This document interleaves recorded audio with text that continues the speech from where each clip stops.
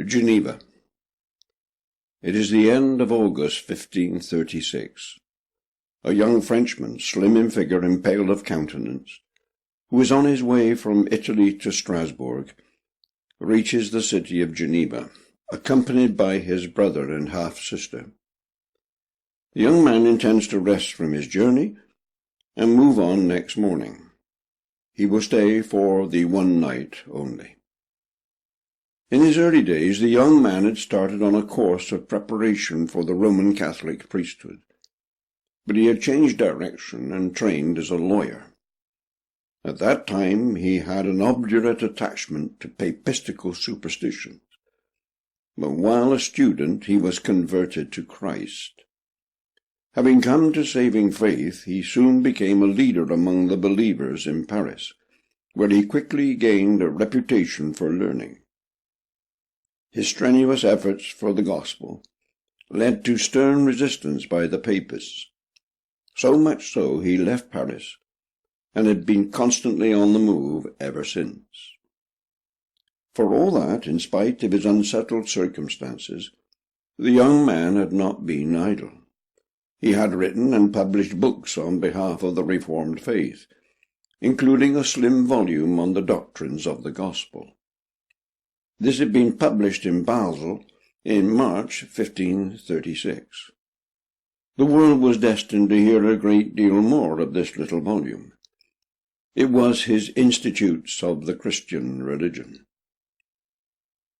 It is in the summer of 1536 that this French scholar and writer arrives at Geneva, intending to stay for the one night. He had not meant to visit Geneva at all. He's only come to the city because of a forced detour, his chosen road having been blocked by the Emperor's army. The visitor is eager to travel on to Strasbourg, looking forward to its relative peace and safety, which will enable him to carry on his studious work for the gospel. This unintended stop in Geneva will have far-reaching consequences. He does not know it, but the scholar's plans are about to be drastically altered, and altered overnight. Geneva, not Strasbourg, is the city where his great life's work will be done. The young man's name is John Calvin. God is going to use him to strike another mighty blow against popery. Another decisive stage in the battle for the Church is about to be fought and won. There is another Frenchman in the city that day, one William Farel. Farel is 20 years older than Calvin, and he has been the instrument which God has used to bring Geneva into the liberty of the gospel. A fiery preacher, fearless and eloquent, Farel has suffered much abuse in the city on account of his powerful sermons, but he has continued with the help of God, and he has seen the gospel triumph over his enemies. On the 21st of May, 1536, a few weeks before this day in August, the citizens of Geneva had assembled and sworn to renounce Rome and all her doctrines, the Mass and all its superstitions, and to live according to the gospel. The civil authorities had marked this signal step by a symbolic change in the city motto. Formerly it had read, "I hope for light after darkness." Now it boldly asserts, "Post tenebras lux," after darkness, light. When Calvin arrives in Geneva as an overnight visitor, Farel is actively engaged in putting the people's resolution into practical effect. Farel is in a quandary, however. Indeed, he's more than puzzled. He's very uneasy and worried, for he's only too well aware that his abilities are severely limited. Geneva needs a man who is better able to teach the gospel than he. The crying need is for one who is able to teach it clearly, systematically, and powerfully. The cause of God must be soundly established and thoroughly built up. Farel has no illusions. He does not deceive himself. He has his gifts, but he is not the man for that great work. He lacks the knowledge, the authority, the teaching ability, and the mental power required for such a task. News reaches him that John Calvin is come to the city. True, only on a passing and fleeting visit. Nevertheless, Calvin is in Geneva. What is more, Calvin's reputation has gone before him. Farel calls on the visitor without delay. The two Frenchmen talk together. They discuss the Reformation. Farel tells Calvin about its progress in Geneva, but he also speaks of his fears for the future, and he asks Calvin to stay and take up the challenge. Farel appeals to the younger man to throw in his lot with him. He tells him it is the turning point for Geneva. He points out the wonderful opportunity which exists to teach the gospel in the city. Farel speaks bluntly. He tells Calvin that he is the man for the job. He is God's man. This is God's hour. Calvin listens with due and proper respect for the older man, but he cannot agree to Farel's request. Shaking his head, he refuses bluntly, and resists all the appeals which Farel can muster. He is determined to go on to Strasbourg and take up his work there. He's not the man for stormy dispute, nor for the public quarrels he would have to face in Geneva. The fiery Farel grows desperate. It's also plain to his mind. Calvin is the man, the very man. He must stay, he must. Is Calvin refusing to stay? Then he's refusing God, not Farel. This is wrong, this is sinful, he must stay. Farel can hold his tongue no longer. God will curse your work if you prefer it to that of Christ, he thunders. The atmosphere is electric as the echo of Farel's words dies away. He can do no more. Calvin hesitates. He longs for the peace and tranquility of Strasbourg, but he senses that God is speaking to him through the other man. Calvin is persuaded that it is God's mind which is being made known to him. He is terrified at the thought of the curse which has just been pronounced upon him if he rebels against God, persists in his determination to go to Strasbourg, and turns his back upon Geneva. When Calvin later looked back upon this occasion, he described Farel's words as a fearful adjuration, as if God from on high had stretched out his hand to stop me. Calvin's resistance breaks down. He's conquered. He yields. He holds out his hand. Farel grips it warmly. The decision is taken. Calvin will not go back on it. From now on, the destinies of John Calvin and Geneva are inseparably linked. Thus Calvin stayed in Geneva, but he declined the office of pastor at first, though he did agree to preach the gospel in the city. In this he met with immediate success. Furthermore, within a month he proved his worth in a dispute with the papists concerning the Lord's Supper. He was elected pastor a month later. He then went on to draw up a confession of faith, which was approved and adopted by the city council in the November. A catechism followed. Since Farel and Calvin both believed in the Constantine system of church and state government, the civil and spiritual authorities of Geneva were joined together. The preachers preached and taught the gospel, while the council enforced it by means of its system of laws and punishments. This legal enforcement included the worship of God, the government of the church, and the moral behavior of the citizens of Geneva. All came under the regulation of the church and state.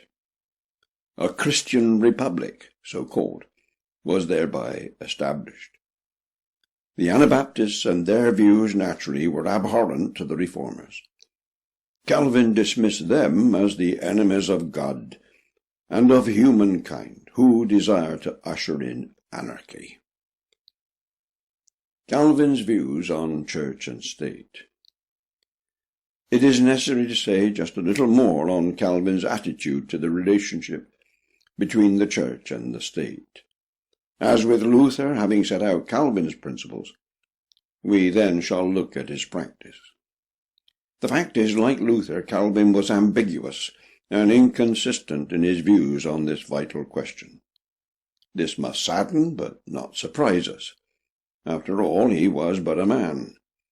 Unfortunately, there are those who tend to view Calvin as almost verging on the infallible, and some things which have been written about his views and his so-called wisdom lean towards the sycophantic and are wrong and dangerous. But it's far worse than that. Men have actually tried to put into practice in a political way the tenets and teaching of Calvin on the state, and much harm has resulted. To speak frankly, Calvin in this respect was enmeshed in the approach of Constantine, and thus acted contrary to the New Testament in the matter. He based his views very, very heavily on the practice of Israel in the Old Testament, and thus he made wrong deductions, which he then misapplied to the life of the Church and state. These, in turn, would be to a measure put in force in Holland, Scotland, colonial America of the 17th and 18th centuries, and in South Africa in the 20th century. Calvin and some of his followers since fostered the mistaken idea of a so-called Christian state. Men still misread these matters. In a book review in the February 1994 edition of the Banner of Truth, the following statement appeared. It is ironical that the 18th century evangelical revival in America did most to break down the Puritan emphasis on a Christian state. The reviewer went on to refer to the debate as to whether the First Amendment separating church and state was an Enlightenment or a Christian measure.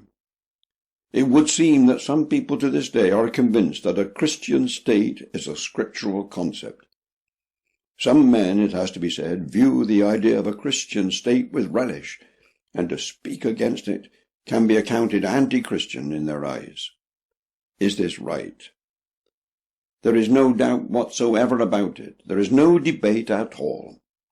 As I have explained in previous chapters, it was Constantine who united the church and state. This system was continued by Calvin and practiced by many of his followers. But this system is absolutely contrary to the New Testament, where the church and the state are separate. As I've already stated, this was to be one of the great battlegrounds of the next 100 years in the Reformation of the church. As can be seen by the above quote, the battle is still being fought. I shall return to the wrong-headed notion of a Christian state later, when I shall also tackle briefly the misuse of the Old Testament which gives rise to it. However, I must now offer some justification for my assertion that Calvin was ambiguous and even self-contradictory in his views of the state and the church. It is true that in his Institutes he said that the spiritual kingdom of Christ and civil government are things very widely separated. So far, so good. This is New Testament teaching. If only Calvin and his followers had held on to it. In the same vein he also wrote, in his commentary on Romans 13, 1-7, which deals with the powers, duties, and rights of magistrates, that this whole discourse is concerning civil government. It is therefore to no purpose that they who would exercise dominion over consciences do hence attempt to establish their sacrilegious tyranny. Again, this is excellent. If only Calvin and all the other reformers had stuck to it. Calvin also taught that the church must discipline its members in a spiritual way. This too is pure New Testament teaching. But in the light of this, what can we make of Calvin on the power of the magistrate, as he expressed it in his Institutes? There he said that the responsibility of the magistrate extends to both tables of the law, even beginning with religion and divine worship. Here is a contradiction. In one place he said the magistrate's authority is civil, In another he said it concerns religion and divine worship. Which is it? He went on to say that no polity can be successfully established unless piety be its first care, and that those laws are absurd which disregard the rights of God and consult only for men. Seeing then that among philosophers religion holds the first place, and that the same thing has always been observed with the universal consent of nations, Christian princes and magistrates may be ashamed of their heartlessness if they make it not their care. This office is specially assigned to them by God, and indeed it is right that they exert themselves in asserting and defending the honour of him whose vice-regents they are. Hence, in Scripture, holy kings are especially praised for restoring the worship of God when corrupted or overthrown, or for taking care that religion flourished under them in purity and safety. On the other hand, the sacred history sets down anarchy among the vices when it states that there was no king in Israel, and therefore everyone did as he pleased. This rebukes the folly of those who would neglect the care of divine things and devote themselves merely to the administration of justice among men, as if God had appointed rulers in his own name to decide earthly controversies, and omitted what was of far greater moment, his own pure worship, as prescribed by his law. It can be readily seen that one set of quotations contradicts the other. In one place the magistrate must concern himself with civil matters only, in another religion, worship, and piety are his first and chief responsibility. I ask again, which is it? It's a sad fact that Calvin was equivocal and even contradictory in his views on the matter. Worse than that, Calvin did not only contradict himself, he contradicted the New Testament. His reference to nations and Christian princes gave the game away. He was writing from the viewpoint of Constantine, not the New Testament, when he wrote those words, though he would not have admitted it. Further, it will be observed that Calvin could not support his thesis that the magistrate should regulate religion and worship by any reference to the New Testament. It was all to do with the holy kings and judges of Israel. If the institutes are consulted, this misguided premise becomes even more evident. Thus, Calvin's argument was based upon a wrong foundation. I shall return to this matter of the misuse of the Old Testament at a later stage, but for now I assert that the Church of Jesus Christ is not to be organized according to the political and military conditions which applied only to Israel in the Old Testament. I assure you, I do not undermine the Old Testament when I say this, but the Church and the nation of Israel are very different bodies. Political power must never be used to enforce religion in the gospel age. Whenever Constantine theories and Calvin's views on religious uniformity have been applied and enforced politically, disaster has ensued. What streams of blood have been shed, all because of Constantine. Strictly speaking, according to Calvin's view, anyone who blasphemes or worships idols, or breaks any of the 10 Commandments, ought to be put to the sword by the magistrate. Nor is this an idle speculation. I shall soon come to Michael Servetus and 20th century Reconstructionism. In the Institutes, Calvin said that civil government is assigned to foster and maintain the external worship of God, to defend sound doctrine, and the condition of the Church. He dismissed the Anabaptists as stupid fanatics, because they argued that these matters are the business of the Church, not the civil authorities. Nevertheless, Calvin was wrong. They were right. On kings shall be your foster fathers, and their queens your nursing mothers. Calvin totally misapplied the verse to the Church, when ridiculously he wrote, Kings and queens shall supply everything that is necessary for nourishing the offspring of the Church. The Lord has bestowed on them authority and power to defend the Church and to promote the glory of God.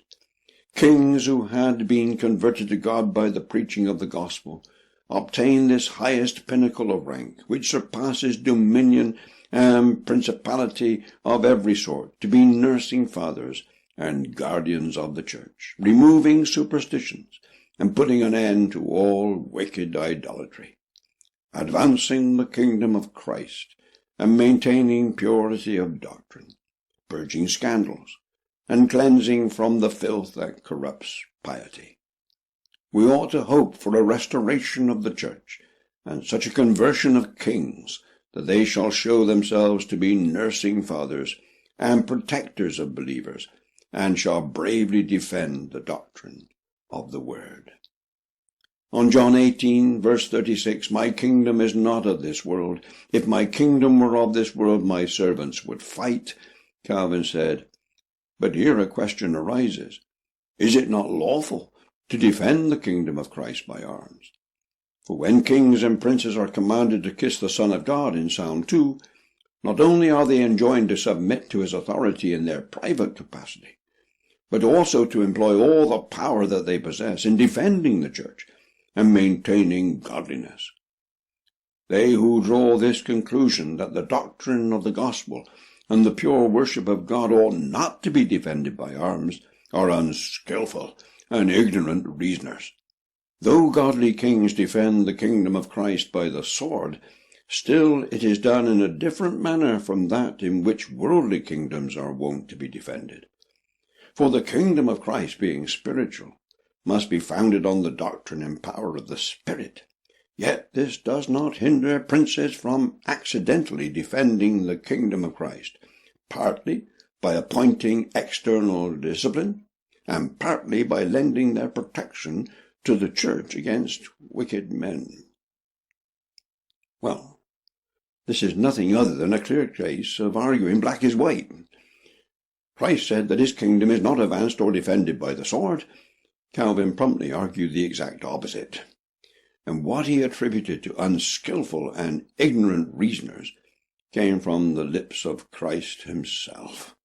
In addition, as for Calvin's distinction, that there is a difference when the fight is to defend the church and not the state, what difference would it make to you if, as the point of the sword pierced your body, the man at the other end told you he was going to plunge it home in defense of the church and not an earthly kingdom?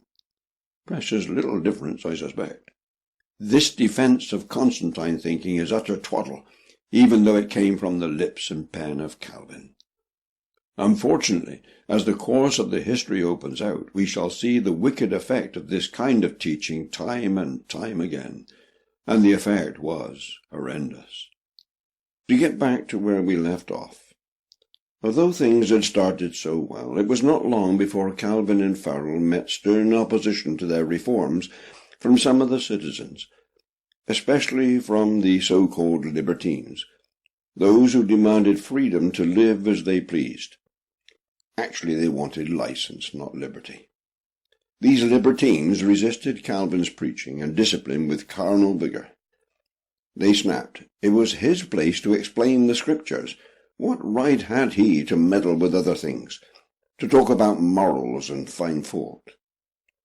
But of course, preachers have to apply the Scriptures to the everyday life of the hearers. That ought to be self-evident.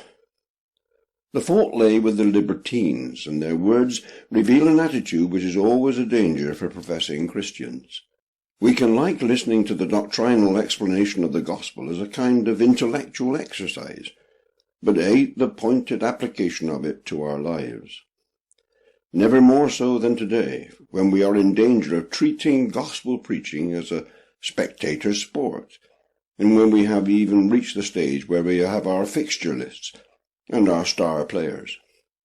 Listening to a sermon is fast becoming a Christian hobby or entertainment.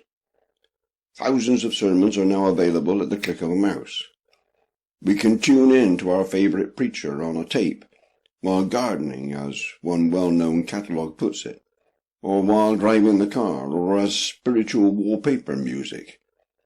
What are we about? There is something dreadfully wrong in this, surely. This is not the way to treat the preached word of God. What is your view of this? Sitting back as we hear God's truth, treating it as a pastime, is wicked. It misses the point dreadfully. When God's word is being preached, it is a very serious business. There is far more to it than a mere intellectual hearing. At all events, as Calvin discovered, men do not like the practical application of Scripture to their lives. Often we do not. Matthew Henry: many will commend the wit of a sermon, that will not be commanded by the divine laws of a sermon. The calls of the preacher for us to obey and carry out our duty upon the basis of the doctrine of Scripture can be too much for us. Those preachers who deal pointedly and plainly with us are called aggressive and offensive. What do you think of this?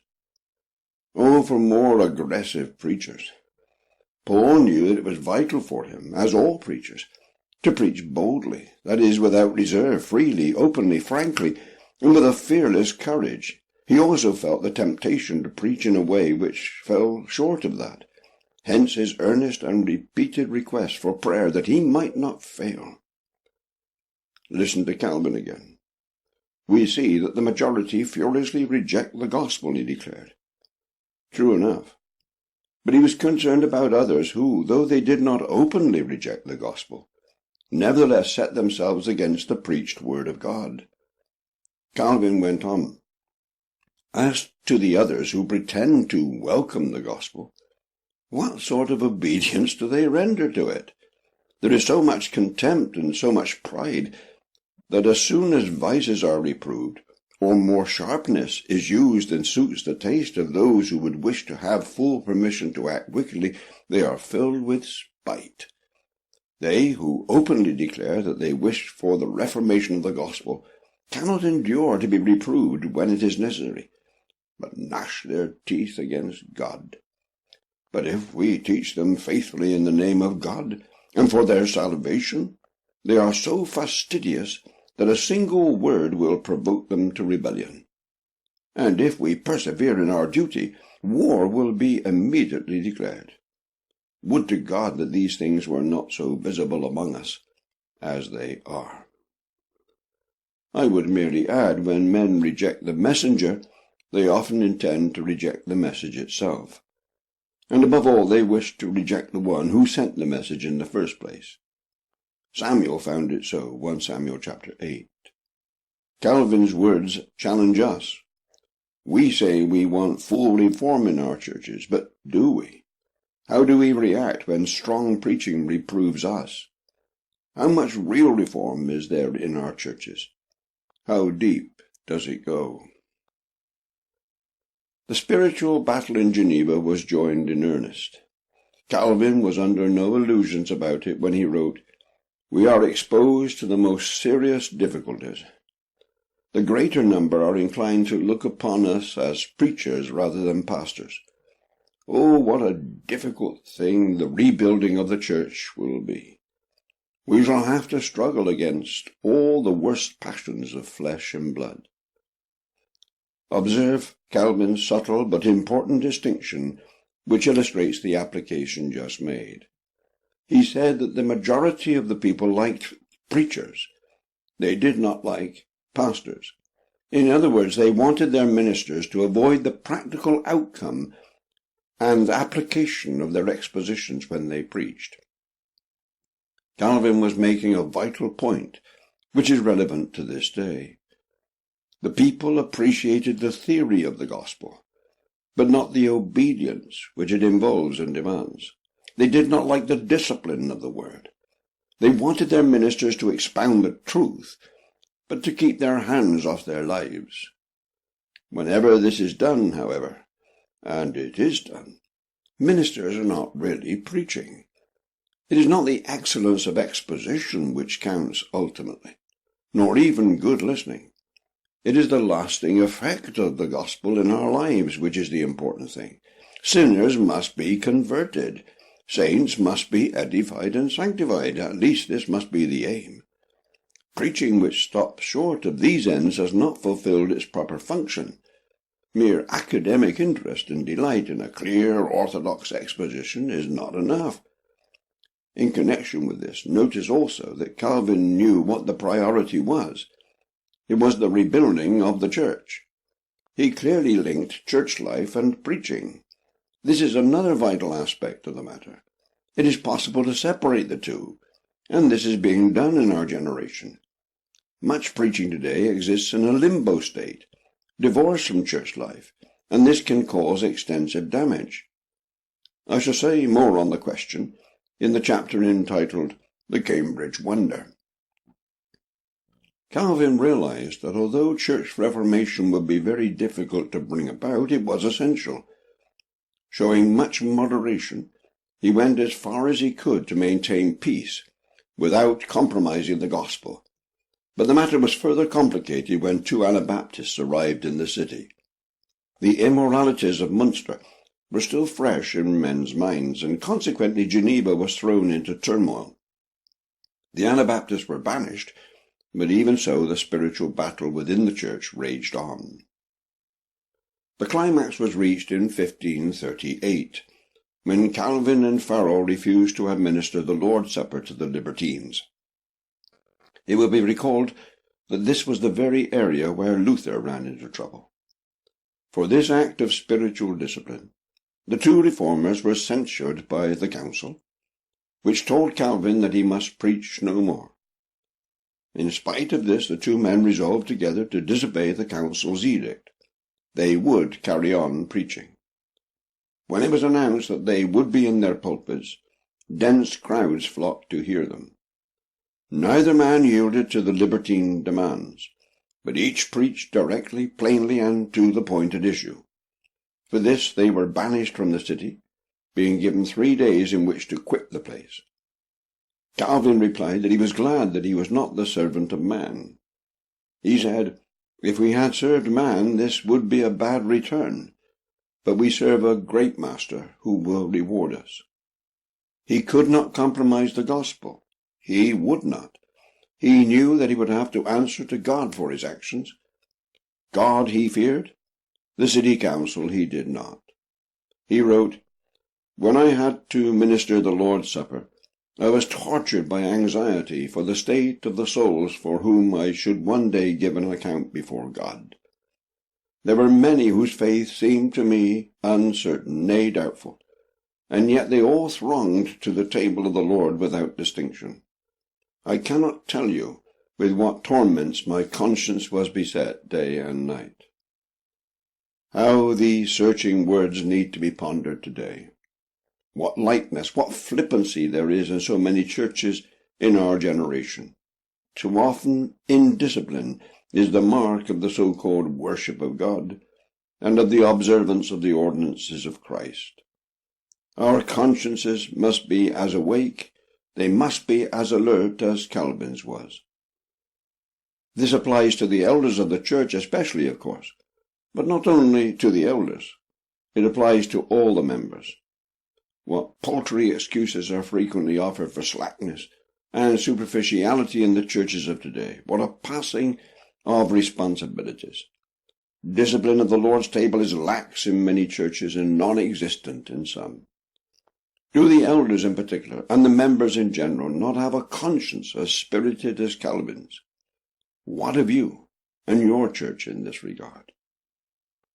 So, despite 2 years' work by Calvin, in 1538 it seemed as though the battle for the reforming and rebuilding of the church in Geneva had been lost.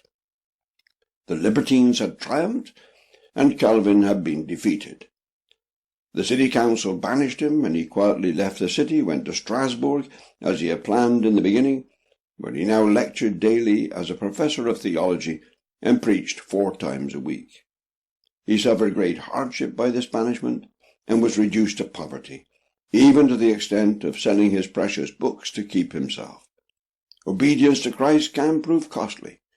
Are you prepared to pay the price? Or do you value ease and popularity above the gospel? Ever alert, Rome looked on the events in Geneva with eager eyes. She saw and quickly seized her chance to grasp the advantage granted to her by Calvin's enforced absence from the city. By fawning flattery and specious allurements, the papists wormed their way back into a position of influence within the council.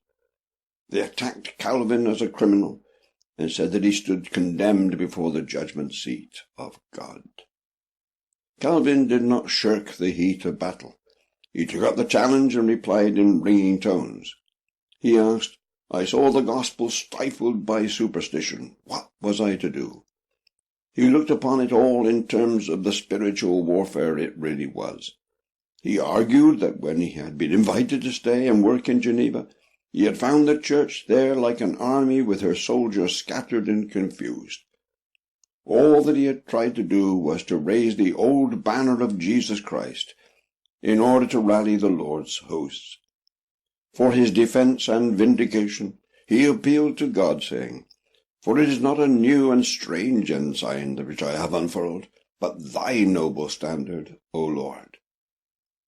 The battle raged on in Geneva, and at last it turned once more into the favour of the Reformed faith. In 1540 the council sent word to Calvin that they wanted him back in Geneva as their minister. He hesitated, but he felt that God was calling him back. He said, "When I recall the life that I led in that place, I tremble to the very depths of my soul at the thought of returning. But I felt that my hands and my feet were bound to that city by the will of God. The more I am inclined to recoil with terror from this task, the more I mistrust myself.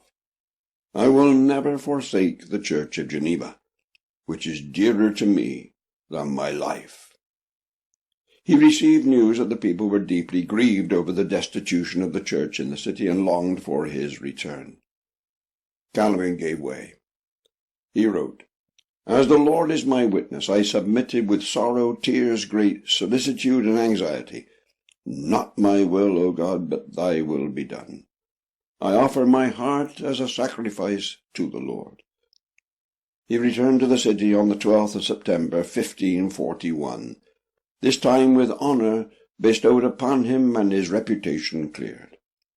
The people were truly sorry that they had abused him.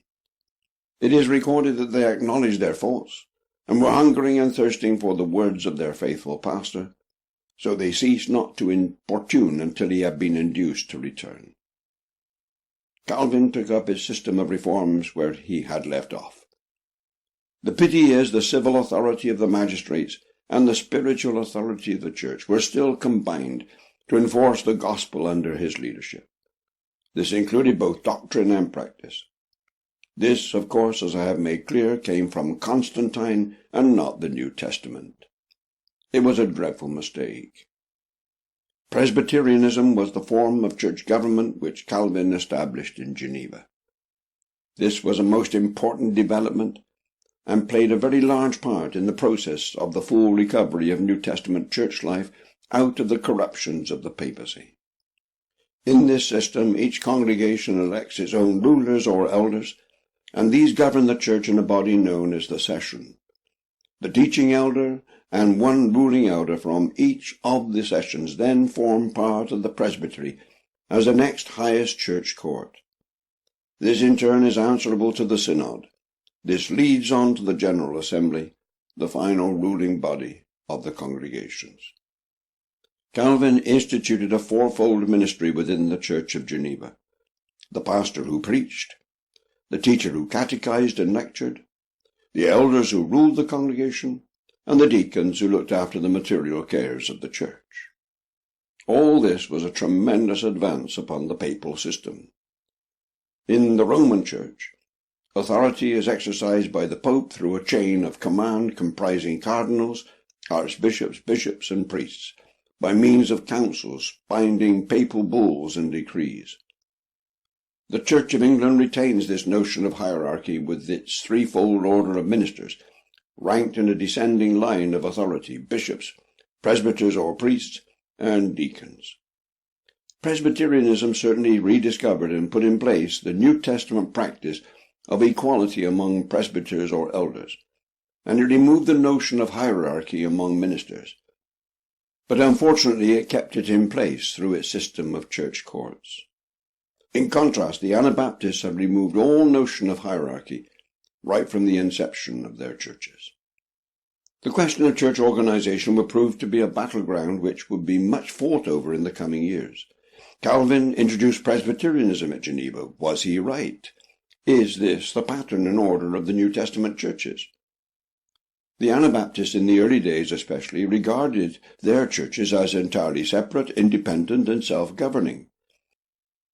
No type of connectionalism existed among the autonomous congregations of Anabaptists, with the exception of the Hutterites, until Menno Simons reorganized the Mennonites into a more centralized form of church government sums up their practice. Calvin's system was and is very different to that. But the question remains, is it biblical? A look at Presbyterianism. Presbyterians attempt to justify their church organization on scriptural grounds, but I assert that their arguments are exceedingly weak. There are two main points to consider. First, are churches, according to the New Testament, single, separate churches, composed of one congregation only, or, as the Presbyterians claim, is each church made up of several congregations? Secondly, are individual churches self-governing, or, as the Presbyterians claim, are they linked together under a system of ecclesiastical courts? A. Single, separate churches or several congregations. As for the first question, is each church made up of several congregations, as Presbyterians claim? They make use of two main arguments. First, they argue from the church at Jerusalem, and, to a lesser extent, the churches at Ephesus and Corinth, and so on. Secondly, they argue from Acts 9:31. Their claim is that since the early chapters of Acts show that there were large numbers of converts from various countries on the day of Pentecost and after, and since there were several ministers living in Jerusalem at the time, then the one church in Jerusalem, and it is called the church in the Acts, the one church must have been composed of many congregations. In reply, it is readily agreed that large numbers were converted at Pentecost and subsequently. It is also agreed that the church in Jerusalem under the persecution recorded in Acts was very large in size, and it is difficult to see how that many believers could have assembled conveniently in one place. All this is agreed. But it is a huge leap to argue from this that the one church organized itself into stated and distinct congregations. There is not the slightest evidence that this was the case. It is grossly unwarranted for Presbyterians to argue that the church must of necessity have constituted several congregations, as James Bannerman put it. His choice of words is very important. Notice his must have. This is the key. Must have means that Bannerman was speculating, drawing an inference. He could not say that it was definitely so. No one can, because we are not told that this is what happened. Presbyterians argue their case by inference and speculation. As Bannerman also said, the conclusion seems to be inevitable. Note, it seems to be. It cannot be proved by direct quotation. It cannot be proved, full stop. Presbyterians, according to the form of church government drawn up in the Westminster Assembly and approved in 1645, also argue that since a number of different countries were represented among the converts in Jerusalem, these would have formed separate congregations within the one church. It doth argue more congregations than one in that church, is the claim. The church at Ephesus is treated similarly. But once again, this is pure speculation. There's not the slightest proof for it. Yet despite this lack of direct support, despite the complete absence of direct scriptural evidence for the church being made up of several congregations, the Westminster Confession was quite dogmatic that it is so. Many particular congregations may be under one presbyterial government, it said. It claimed, without a blush, that this proposition is proved. This is certainly a gross overstatement. On the basis of the scriptural evidence supplied by the Confession, The most that can be said is that the proposition is speculated or inferred, and that but feebly. As an example of the scriptural authority which is offered as the so-called proof, take Acts 20 verse 31. This verse is chosen to prove that there were several congregations at Ephesus. But how does this text prove the proposition? It reads, "Therefore watch, and remember that for 3 years I did not cease to warn everyone night and day with tears." How this can be regarded as proof that the one church was composed of several congregations is baffling, to say the least. Such, however, is the quality of the so-called proof. Reference is also made to those texts which speak of the success of the gospel at Ephesus, that both Jews and Greeks were converted, that a church existed in the home of Aquila and Priscilla and others, the sum of which is, according to the confession, all which laid together doth prove that the multitude of believers did make more congregations than one in the church of Ephesus. This is wrong. It proves nothing of the sort. Notice the reference to the church in the home. Observe that the scriptural way of speaking of it is to call it a church, and not a congregation within a church. It was a church in its own right, not a congregation within the Ephesus church. What is more, to suggest that Jews and Greeks form separate congregations is utterly wrong. It goes flatly against the principle of Ephesians 2, where Paul gloried that the gospel has broken down the barrier between Jew and Greek. Christ has made both one, and they were being built together for a habitation for God, built together into one habitation. The suggestion that they would now divide into 2 distinct congregations on the basis of race is not only guesswork, it is repulsive. Presbyterians may favor national churches, white or black churches, Jewish or Greek or Chinese churches, and all the rest of it. But the New Testament will not countenance this kind of talk. It is wrong. In Acts 6, when conflict between races erupted within the church, the apostles did not suggest that the various nationalities should form separate congregations. The Westminster Confession may use the word prove when it claims that churches are made up of several congregations. I think not. Far from it. While, as we have seen, Bannerman was, like the Westminster Confession, very definite in his presumptions, Louis Berkhoff was much more restrained. Wisely and cautiously he said, "It is not impossible that the Church of Jerusalem and the Church of Antioch in Syria also comprise several groups that were accustomed to meet in different places." This is better. Though a Presbyterian himself, Berkhoff would not say the Presbyterian case was proved. He could not. Rather, it was not impossible. But to leap from this inference, or lack of impossibility, to a fully fledged Presbyterian system, and to say it is categorically proved and established, as some Presbyterians do, is totally unjustified. There is no New Testament evidence for it. What are we told about the organization of these separate congregations into one church? What evidence is there of their synods and classes?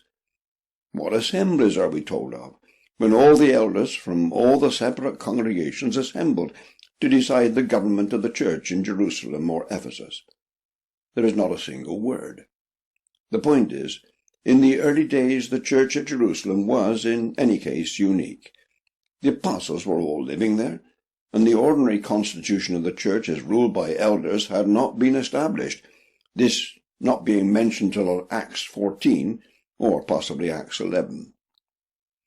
The early chapters of Acts are unique as far as church organization goes.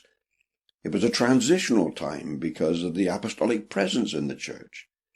It must also be remembered that when the church in Jerusalem was formed, it was the only church in the world.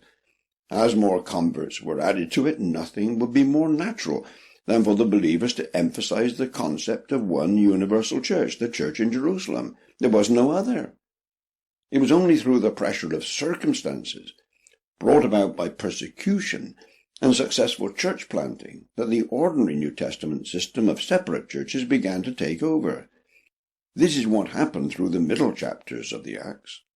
Presbyterians are wrong to base their claims for church organization upon the unique conditions of Jerusalem in the very early days of the church age, especially since nearly all their claims are nothing more than conjecture anyway.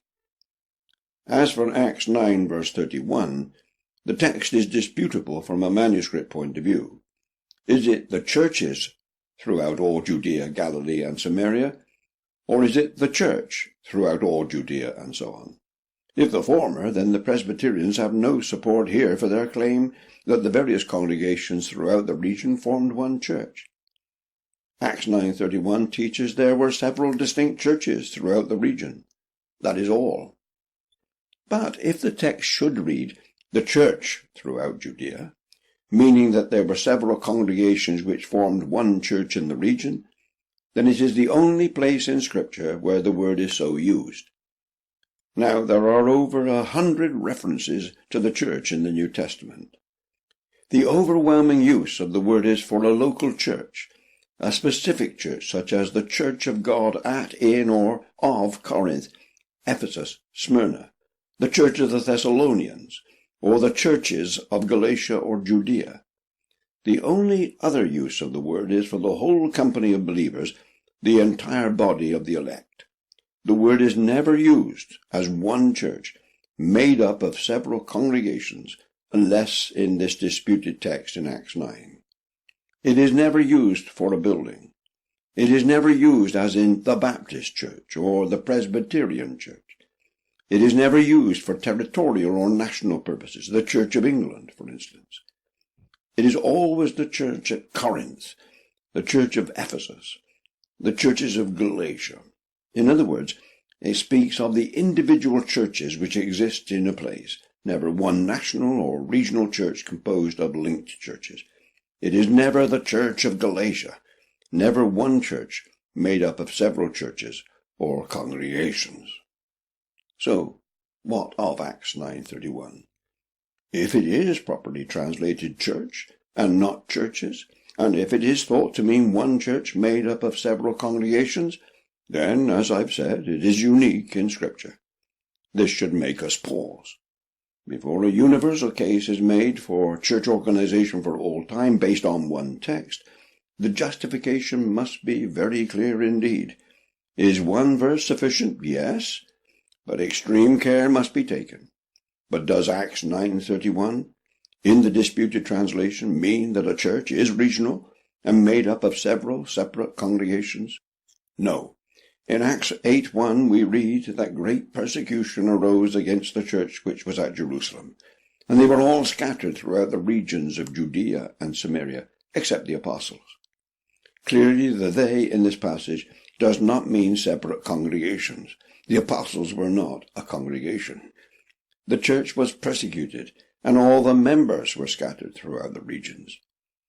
Did they immediately form other churches in those regions? We are not told that they did. If they did not, then though they were scattered, they still regarded themselves as belonging to the church which had been at Jerusalem. After all, the apostles remained in the city, and they continued to exercise the oversight of the scattered believers, Acts chapter 8, verses 14 to 25. Who could tell but that the persecution might only be temporary, and then they could all return? That is the position in Acts 8 and 9. The description of the state of affairs as given in Acts 9:31 indicates that an end to the persecution of the scattered church did come, with a time of general prosperity and God's blessing upon the believers in their scattered condition. But at that stage they were still the church in Jerusalem, scattered by persecution. This is why they were the church throughout all Judea. However, with the passage of time, the church had to reorganize itself. It had to come to terms with the new circumstances.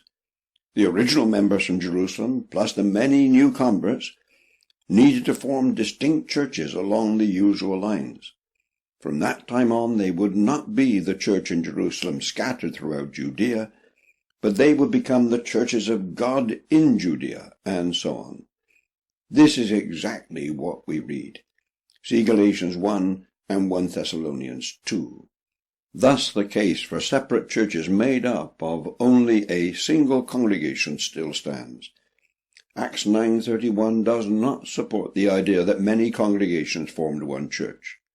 On either account, whether the word in Acts 9:31 should be translated church or churches, there is no justification for Presbyterians to argue that a regional church should be made up of several distinct congregations. In short, the members of a church are the several individual believers forming the church, not several congregations. B. Self-governing churches or ecclesiastical courts. As for the Presbyterians' second claim that churches should be organized into groups and ruled by a series of ecclesiastical courts, they offer but one attempted scriptural proof, namely Acts 15, which they call a record of the Council of Jerusalem. They say that several churches sent delegates to a council in Jerusalem to debate a doctrinal issue and formulate binding decrees for all the churches which were represented, and this is the standing pattern for all churches for all time. But this is wrong. Acts 15 does not speak of a synod or council. What happened is this. Some teachers who were members of the church in Jerusalem came to the church in Antioch, where they began to teach Judaistic error. The church at Antioch was troubled and disturbed, to the extent that some believers were even made to stumble by these false teachers. After Paul and Barnabas had disputed with the men concerned, the Antioch church decided to send Paul and Barnabas to Jerusalem about this question. What if these teachers from Jerusalem, or their friends, went to other churches, Lystra, Derbe, Iconium, and the rest? What harm might they do? Would there be men of the caliber of Paul and Barnabas in those churches, men who could silence the false teachers? This would be essential. And what about Jerusalem itself? Did they realize what their members were teaching, and the damage they were doing? Should they not be told, and thus be able to discipline their members? Consequently, the saints at Antioch decided to send Paul and Barnabas to Jerusalem to put the matter before the Jerusalem church. The Antioch believers determined to take this step. It was entirely voluntary on their part. There was no structure or organization of superior courts in place, which made it compulsory. Jerusalem was not the head church.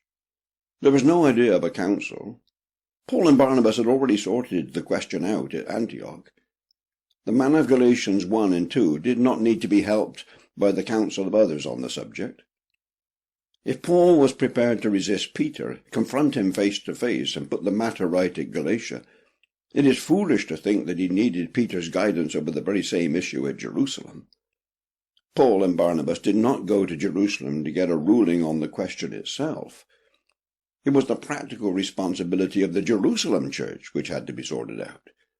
And Jerusalem had to do something to stop the trouble reaching other churches in the Gentile world. There were no delegates, not even from Antioch, let alone any other church. When Paul and Barnabas reached Jerusalem, it was the church which they tackled. The apostles and elders considered the matter. Quite right. Some teachers had gone from the church over which they were responsible, and were causing trouble elsewhere by their false doctrine. Paul and Barnabas were taking the issue back to where it belonged, the church at Jerusalem. It was necessary for the elders at Jerusalem to sort out their local problem, while the apostles had to deal with the worldwide aspects of it. The elders took care of the church members, which were under their discipline. The apostles defined the true doctrine. Discussion took place within the church, not at a council, and a decision was duly arrived at. The false teachers were wrong. A letter was composed by the church in Jerusalem and sent to all the other churches so that no other church would be molested by these false teachers and their arguments. The tone of the letter was rightly apologetic. It was then delivered with apostolic authority to the churches. There was no gathering of representatives from various churches at Jerusalem, no council called to decide a common policy. To say there was is unwarranted. It was simply a case of one church holding brotherly contact with another over an issue which affected them both. Jerusalem needed to put its house in order, and this is what the church at Antioch helped it to do. There was no appeal to the Jerusalem church. Far from being a synod or council, Acts 15 records the transactions at a church meeting, the church in Jerusalem. As for the letter which conveyed the decision, it must be remembered that the apostles were still alive and resident in Jerusalem. In order that the infection of false teaching which had come out of Jerusalem should go no further, the apostles joined with the elders at Jerusalem to send out this letter to all the churches.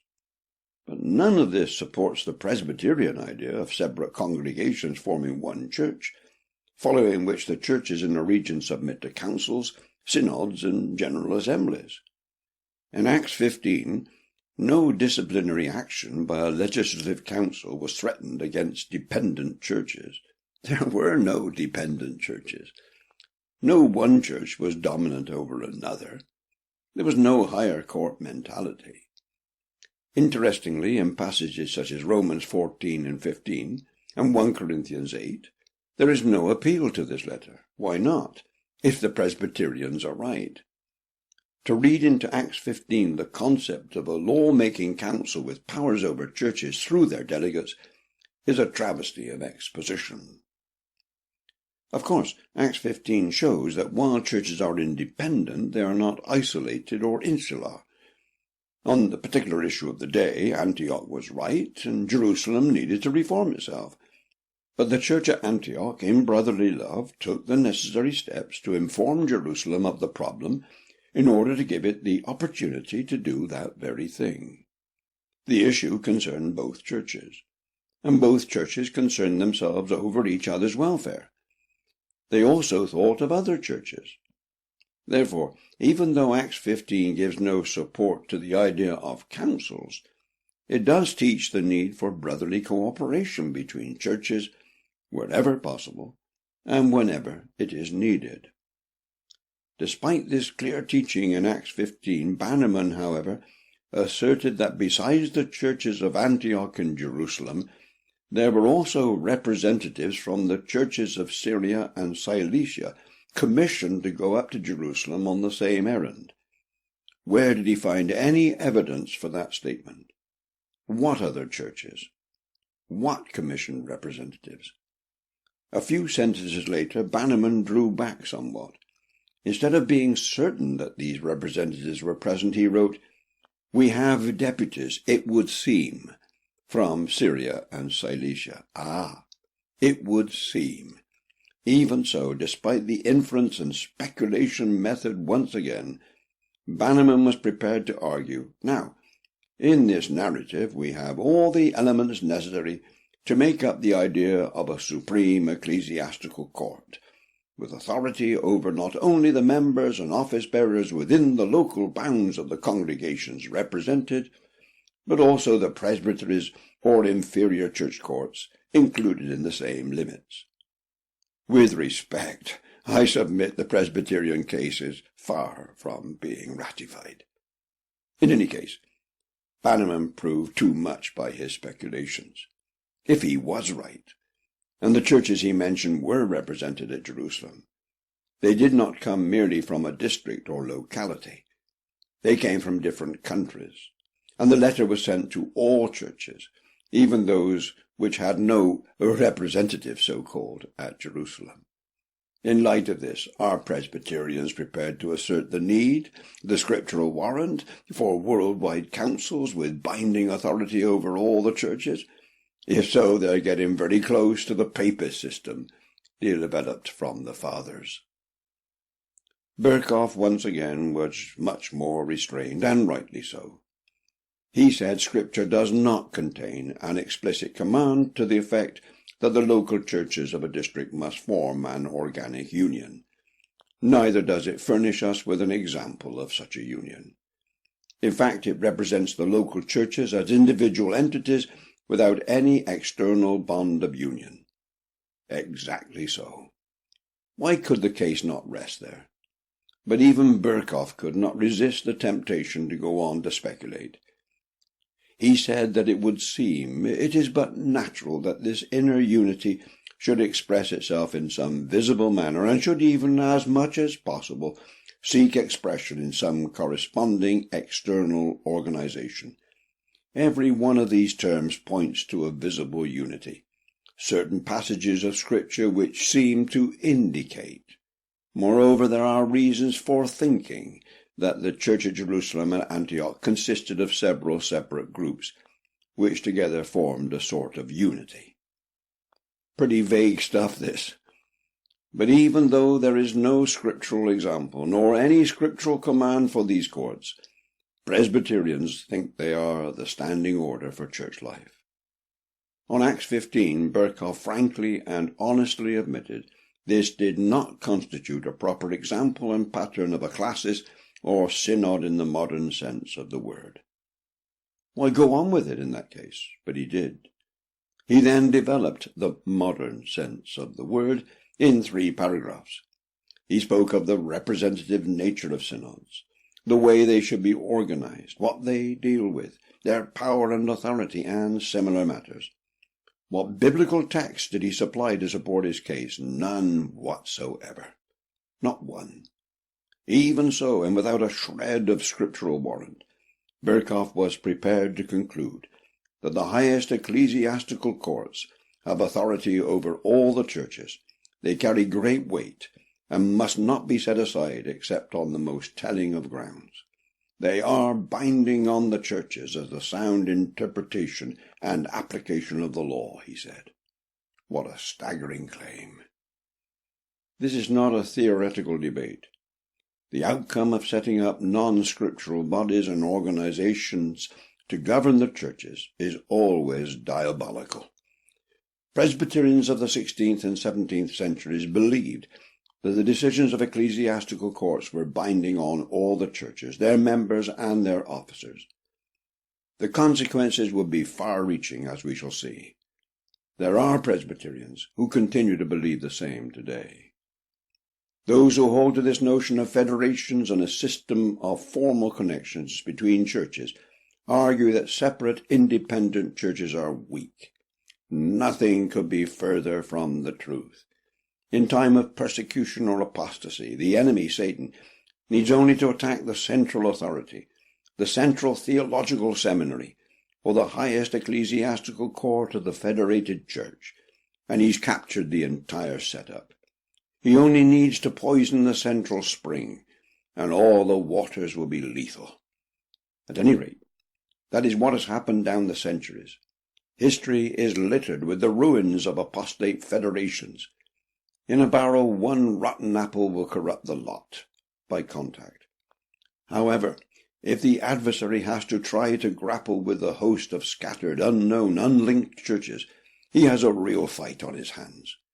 He's got to find them all first. Of course, independent churches can be guilty of apostasy, but at least they have the power in their own hands to resist. They have not delegated it to a higher court. And if the other churches should fall, that has no automatic effect on the next. But whatever else is said about it, the separation of the churches is the scriptural way, and that should be the end of the matter. In this connection, a highly significant and relevant passage is Revelation 2 and 3, concerning the 7 churches. By this late stage of the canon of Scripture, the New Testament system of church order was well established. What do we find? While it is always dangerous to argue from silence, though Presbyterians are fond of it, certain points stand out. The 7 churches were located close together in one region, yet they are called 7 churches, not 7 congregations forming one church. Furthermore, there is no hint whatsoever of any organization linking them together. There is not a vestige of support for the idea of one common government over the 7 separate churches. There is no association spoken of. There is no suggestion of it. On the contrary, each church is commended for any good within it.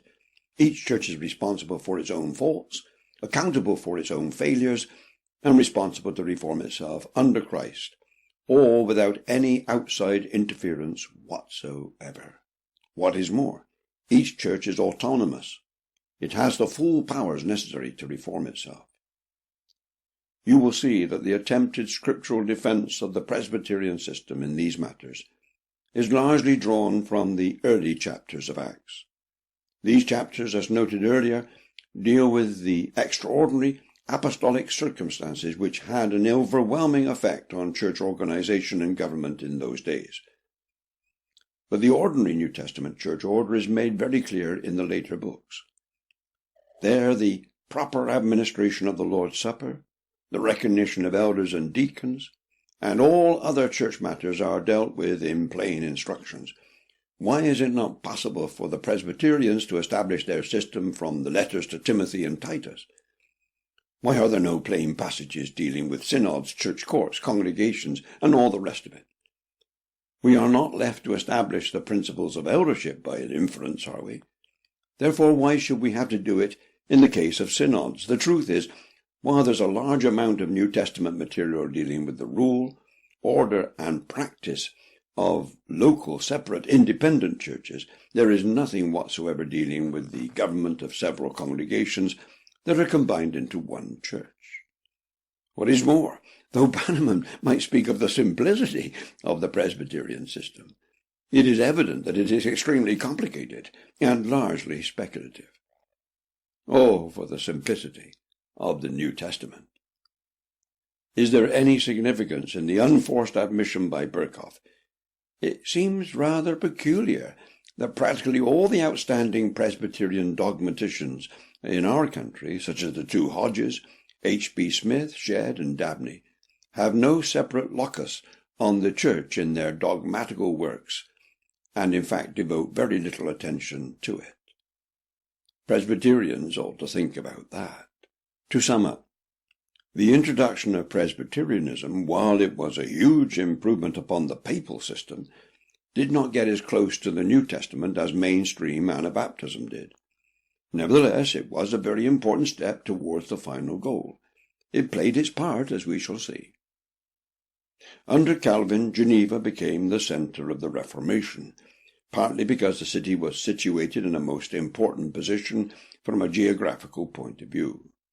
But even more important, Calvin's exceptional abilities, coupled with the generous welcome the city gave to the many Christian exiles and refugees from all over Europe at that time, meant that Calvin wielded a huge and widespread influence throughout the continent. He preached incessantly in the city, even daily at times. He engaged in correspondence on a massive scale. He published commentaries on every New Testament book except the Revelation, and on 23 of the Old. He wrote on many scriptural subjects, but his most important book was that slim volume he had first published in 1536, The Institutes of the Christian Religion. Having revised it several times and enlarged it, it rapidly became the handbook of systematic theology for nearly all the Reformed churches, and is still treasured today.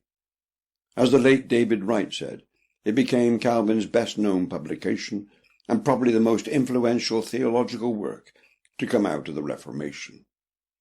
Even so, it has its faults, some extremely serious, as I've explained, especially in my Infant Baptism Tested. It may seem an obvious fact to state, but it needs stating. The Institutes are not the Bible, and Calvin was not always consistent, let alone always right. Sadly, too many make a virtual pope of Calvin. Having said that, it is hard to overstate how greatly God used John Calvin. This man did so very much for the Church of God, despite a life of suffering, bouts of illness, years of loneliness and sadness. He thought little about his own wants, nor did he spare himself in the cause of Christ, but continued working until almost the day of his death, which occurred during his mid-50s. And though he had his faults, and he made his mistakes, some of which I have referred to, history has frequently treated him most unfairly. He has been much maligned and grossly misrepresented.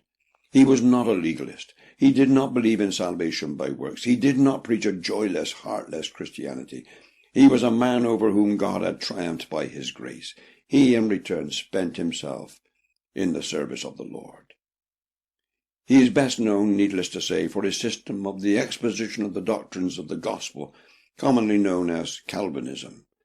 While this has sometimes been developed, perhaps degenerated might be a better word, into a philosophical and political system, its strength and glory lie in its clarity of expression of the gospel. This he traced from the free, sovereign grace and will of God, worked out in the glorious redemption accomplished by Christ and applied to the elect by the operation of the Holy Spirit. Some misinformed critics think that Calvin was only interested in the doctrine of predestination, but he was concerned for much more than that. He was a most accomplished theologian and ranged over the entire revelation of God. For example, as I noted earlier, Calvin was fervent about the doctrine and practice of the church, and he deplored divisions among the Reformed churches. He showed great willingness to cooperate with other men, far more than is commonly appreciated, let alone acknowledged, even when he disagreed with their point of view. He was far more tolerant than most men of his time, saying, "I am ready to cross 10 seas for the union of the church." But having said all that, it is essential to look more fully at the way he tried to put into practice his views of church and state. Calvin's attempt to put Constantinian theories into effect at Geneva. Unfortunately, the continued love and application of Constantine principles marred the work at Geneva. I have made this claim several times. It is high time I justified it. And it is important to justify it because, as I have also repeatedly asserted, the danger is not yet over. Some Christians are hankering after the restoration of Constantine, perhaps through ignorance and without realizing it. At least they are adopting methods which tend that way, thinking that it will usher in some golden age. The experience at Geneva must serve as a salutary warning to all who take that position. It is claimed that the most recent research may well paint a different picture of Geneva during the years 1542 to 1564, different to that which is commonly held by scholars at present. In the light of this coming research, it is alleged that almost all previous work on the Geneva consistory is distorted. I am not competent to comment, but I record this claim in an attempt to be fair. Time will tell if the assertion proves to be well-founded. As it is, I have tried to be honest with the evidence we have at the moment, and I have drawn my conclusions from what I consider to be reputable sources. Some friendly historians have tried to keep Calvin free of the blame for the blemishes at Geneva, but it is quite clear that Calvin was responsible for the union of church and state in the city. Therefore he cannot be exempted from responsibility for the evil consequences which followed directly from his policies. For example, in 1536 it was Calvin who submitted a confession of faith along with several theses to the council. And, as Emanuel Stickelberger wrote, according to these theses, the little council had the right to punish any trespass against the law of God. The ministers were to assist the council therein. The people, through its representation, divests itself of all rights in the matters of faith, and places them into the hands of the government and of the clergy. Thereby the foundation stone for the theocratic state was laid, a state which Calvin strove to attain. It was a theocratic state whose constitution was based on the Reformed faith, and which felt itself responsible before God for the behavior of its citizens. Yes, Calvin was responsible for the theocratic state in Geneva. He did strive to attain it. He did use the civil magistrates to enforce its laws. And once Calvin and Farel had the law behind them, they set about bringing the city into line. All the sores on the body of the theocratic state must be removed so that it may be sanctified. The little council punished without respect of persons what morality reprimanded. All manner of sins and offences met with public humiliation, or prison with only bread and water.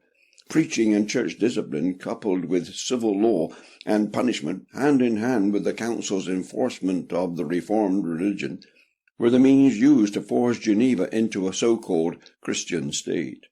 To get this so-called Christian state was Calvin's aim.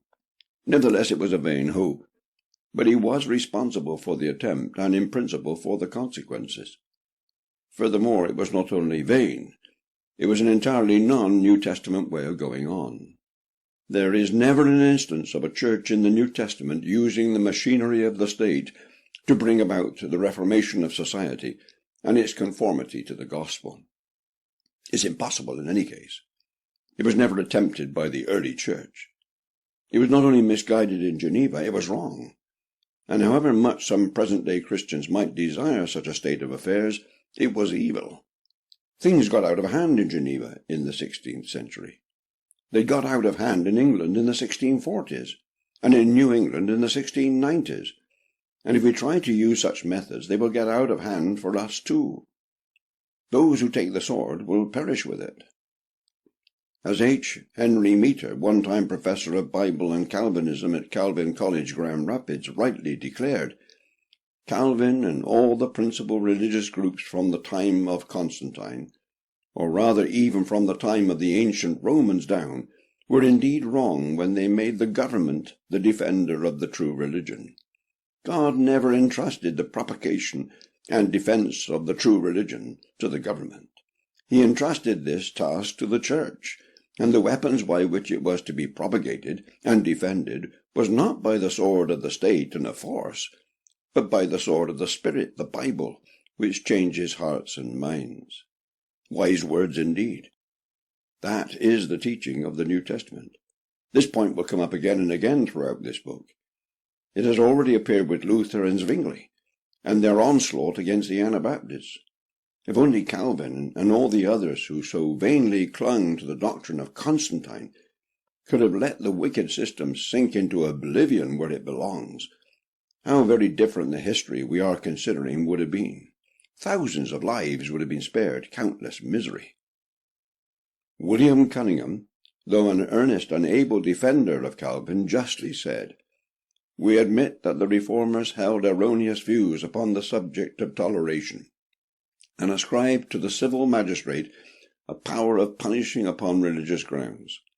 Civil rulers, in seeking to discharge their duty in regard to religion, must not assume any jurisdiction or authoritative control over the regulation of the affairs of the Church of Christ. They must not inflict upon men civil pains and penalties, fines, imprisonments, or death, merely on account of differences of opinion upon religious subjects. These essential limitations of the right of interference on the part of civil rulers in religious matters seem to us very plain, but they have not been always seen and appreciated by those who have contended for the scriptural duty of nations and their rulers."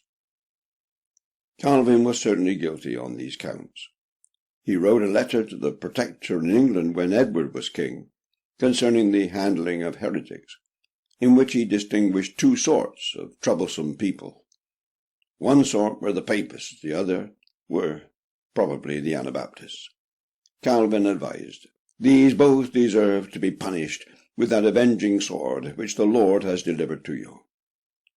But the law in England for the burning of heretics needed no support from Calvin. It had been introduced by the bishops during the reign of Henry IV in the notorious Act of 1401 for the suppression of the followers of Wycliffe, and it was not removed from the statute book until 1679. Calvin was not alone, however. Theodore Beza, Calvin's successor at Geneva, was even more harsh.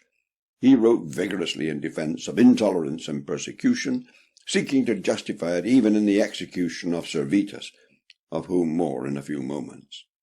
On this very issue, Farel, too, would have gone further than Calvin, writing to him to complain that he had been too lenient with the heretic. Cunningham, in his criticisms of this sort of intolerance, went on to speak of the Reformers who, by and large, admitted the general principle of the right of civil rulers to inflict pains and penalties on account of heresy and blasphemy. This was a notion which had no solid foundation to rest upon, and was both erroneous and dangerous, he justly wrote. So why did the Reformers, Luther, Calvin, and all the rest of them do it? Because of the misapplication of some considerations derived from the judicial law of Moses, rightly said Cunningham.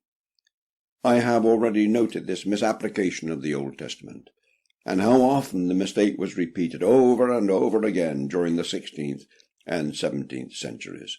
It has not died to this day. In an attempt to excuse Calvin, it is often said that he was a man of his age, a child of his century, that sadly he did not rise above the prevailing sentiments of his age in regard to the civil magistrate's right to punish heresy. True enough, and I have already said that Calvin was far more tolerant than the majority of the men of his time. But he was not tolerant enough.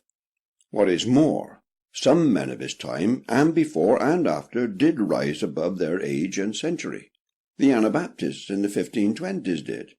Men like John Smith, Thomas Hellis, and Leonard Busher, of whom I shall speak in coming chapters, did so in the early 1600s. Let the men and women of this stamp be honoured. In these matters they were not the children of their century and age. They were children of the New Testament. Trying to excuse Calvin on the grounds that every town in the Middle Ages had its laws to regulate the morals of its citizens just will not wash. Nor is it good enough to plead that Calvin tried to bring this governance under the rule of the Church. For although this move might be reckoned an improvement by many, the notion was still based upon Constantine. It was therefore unscriptural and wrong. Nor was the mistake which Calvin and others made in regard to their linking of church and state confined to their own times. They sowed the seeds of a controversy which would have long-term consequences and persists to this day. Berkhoff went as far as to say that Calvin and the Reformed theologians of the 17th century in a measure fostered the idea of the subjection of the church to the state. That misguided notion was a seed which, once sown, germinated, grew, and blossomed with devastating effect. As I have made clear, Luther did the same thing. Multitudes paid dearly for the mistaken idea. The truth is, Calvin wanted a pure people, sound in body and soul. But preaching was not sufficient for this purpose, so he thought. Thus wrote Stickelberger, in words of enormous significance. Calvin apparently did not find the New Testament weapon of preaching sufficient.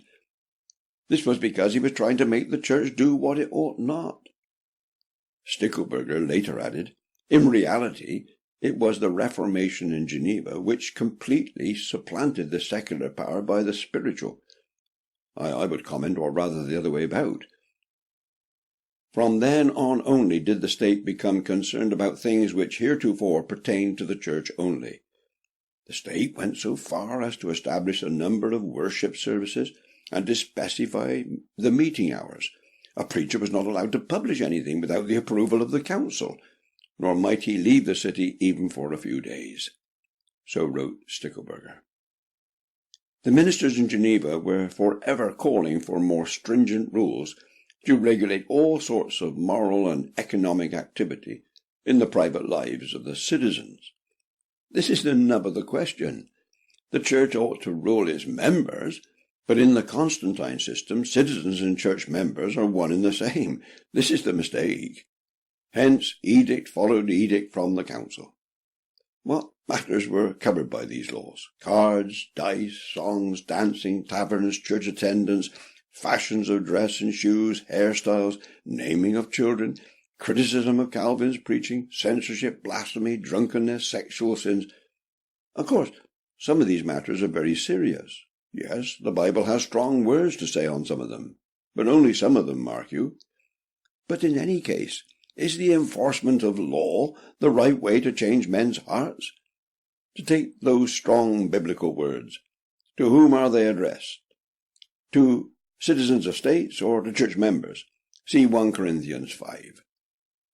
Statistical estimates vary, but it has been said that in Geneva, a town of 16,000 inhabitants, 58 persons were executed and 76 banished in the years 1542-6.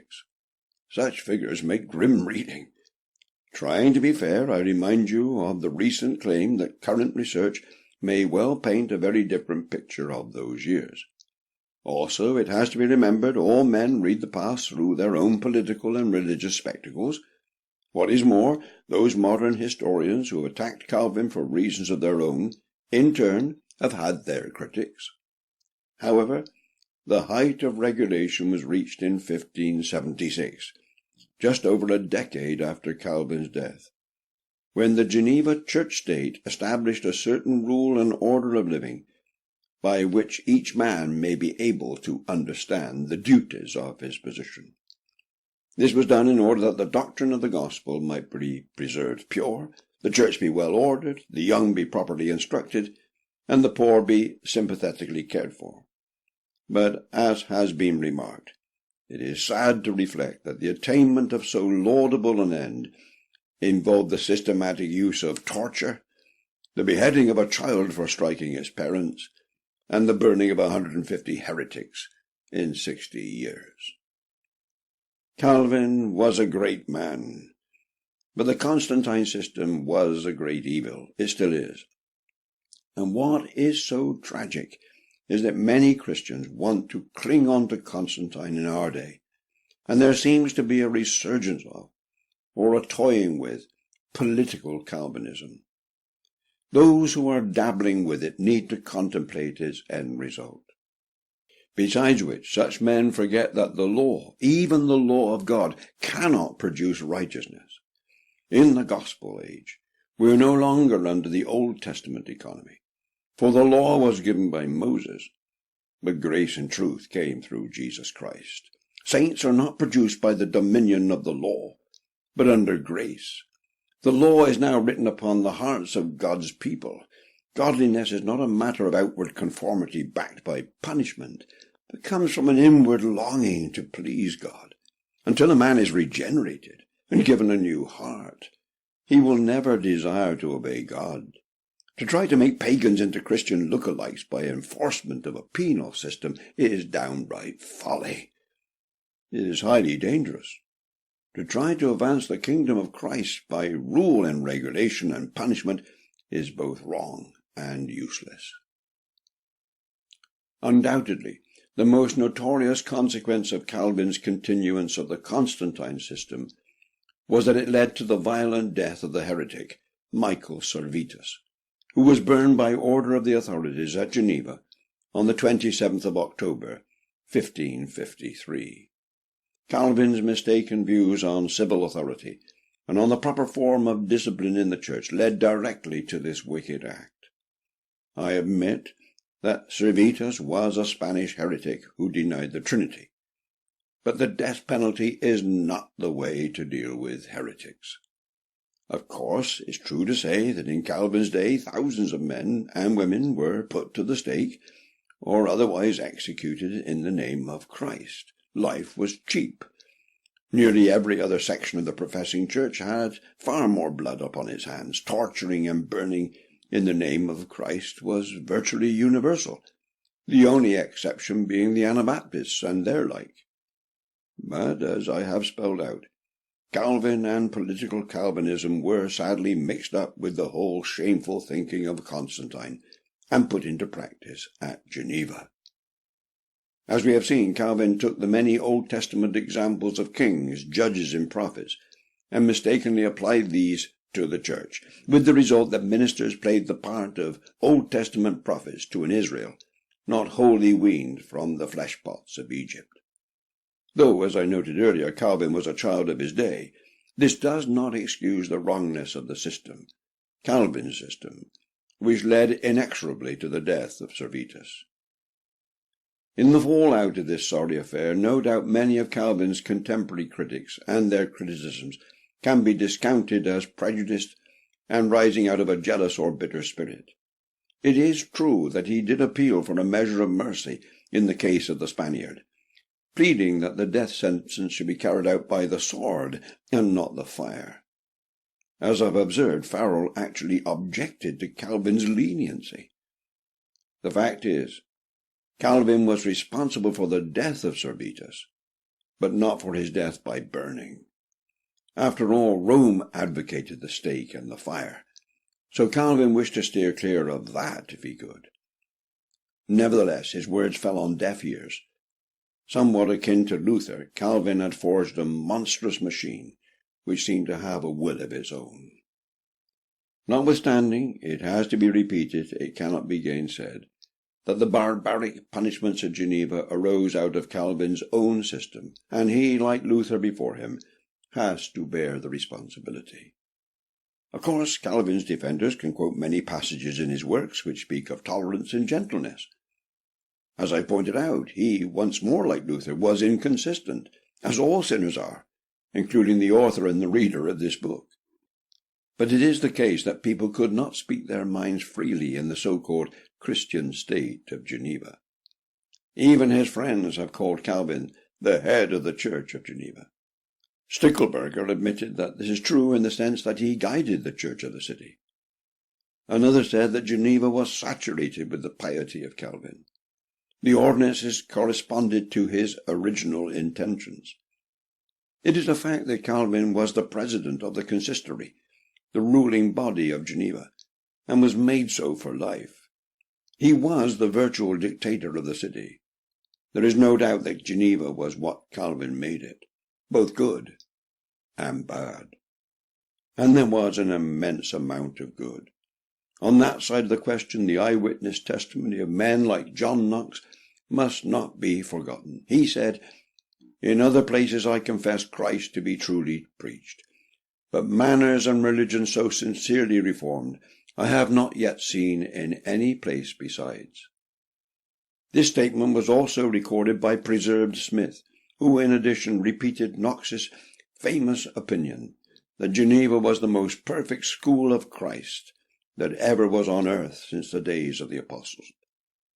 Oh yes, for all his mistakes, John Calvin made a massive contribution to the cause of Christ in his own generation, and it has lasted even until this day. It can truly be said that he fully lived up to Farel's expectations, and, master builder as he was, he laid a solid foundation for the Reformed faith, not only in Geneva, but throughout the world. Until Christ comes, the name and work of John Calvin will be respected and honored throughout the Church of God.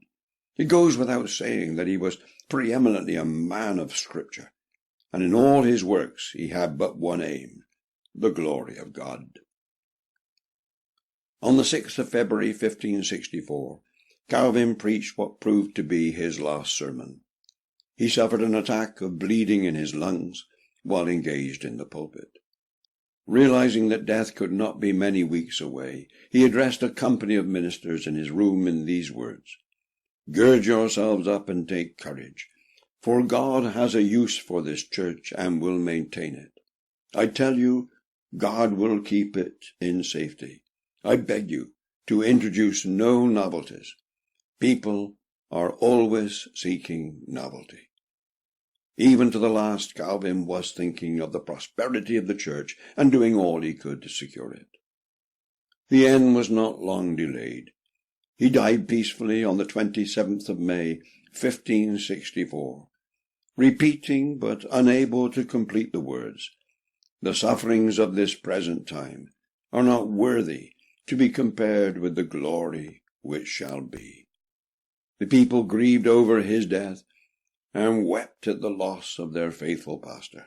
He was carried to his final earthly resting place in a simple wooden coffin, and buried without pomp or grandeur in a grave unmarked by a headstone. On hearing of his death, the Pope could not help paying this tribute to his arch-enemy. The strength of that heretic consisted in this, that money never had the slightest charm for him. "If I had such servants, my dominions would extend from sea to sea." So lived and died John Calvin, one of the mightiest warriors who ever took up arms in Christ's cause, and fought on the Lord's side in the battle for the church.